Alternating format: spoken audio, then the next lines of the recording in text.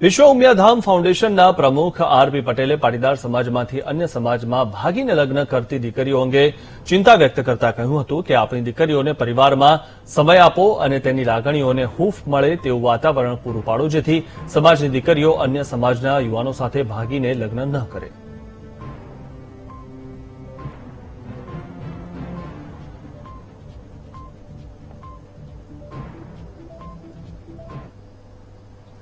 એક લંપટ માણસો સાથે, લુચ્ચા માણસો સાથે, નવરા માણસો સાથે, કોઈ જ કામ ધંધો ન કરતા હોય એવા માણસો સાથે, કારણ એમની પાસે પુષ્કળ સમય છે. એમની પાસે કોઈ ધંધો નથી, પુષ્કળ સમય છે.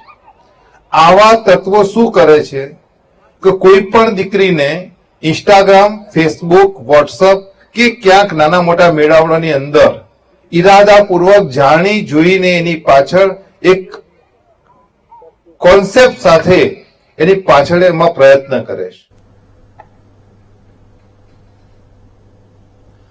ઉદ્યોગપતિ ગોપાલ વસ્તપરાએ 2025 સુધીમાં સરદારની 5000 પ્રતિમાઓ દેશભરમાં સ્થાપિત કરવાનો દ્રઢ સંકલ્પ લીધો છે.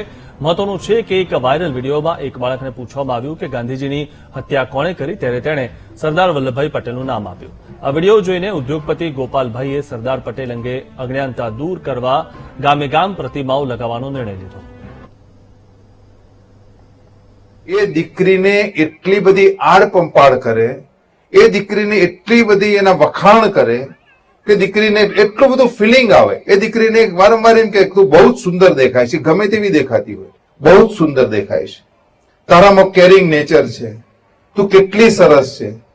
અનેક વિશેષણોથી એ નવરો માણસ દિવસમાં 4 વખત એ દીકરીની લાગણીઓને પંપાડે છે. અને એ પંપાડવાના કારણે એ દીકરીને જે જોઈતું હોય ને એવું ફિલિંગ આવે છે કે મારા ઘરમાં તો મને કોઈ આવું કહ્યું જ નથી, મારા ઘરમાં તો મારી આવી કોઈ સંભાળ લેતું જ નથી, આટલી સારી રીતે મને કોઈ બોલાવતું જ નથી. હોટલ અને મૂવીમાં એને સારી હોટલમાં લઈને જમાવા જાય છે, સારા મૂવીમાં લઈને થિયેટર જોવા, પિક્ચર જોવા જવાય છે. એને એમ લાગે છે કે સ્વર્ગ જો આ દુનિયા ઉપર હોય તો અહીંયા જ છે ને આ વ્યક્તિની સાથે જ છે.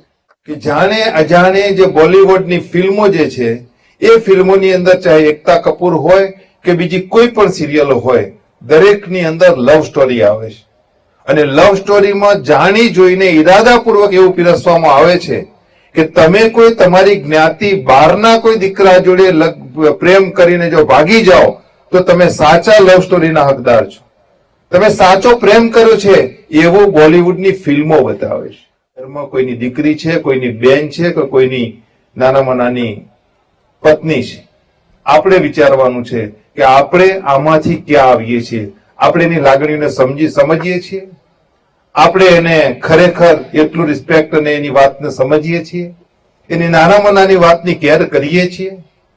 સવાલ એ આવે છે કે આપણે માની લઈએ કે ગરીબ ઘરમાં કદાચ આ પ્રશ્ન હોય ને દીકરીઓ જાય, સ્વીકારી લઈએ. મધ્યમ વર્ગમાં શું છે? મધ્યમ વર્ગના માતા પિતા દીકરીના લગ્નને લઈને ચિંતિત હોય છે ને એના માટે એ રકમ ભેગી કરવા માટે રાત દિવસ મહેનત કરે છે, જેના પરિણામે દીકરીની આડપંપાળ કરી શકતા નથી અને એટલે એની પાછળ પૈસા બી વાપરી શકતા નથી. અને એ જ દીકરી એટલા જ માટે જતી રહે છે જેના માટે તમે પૈસા ભેગા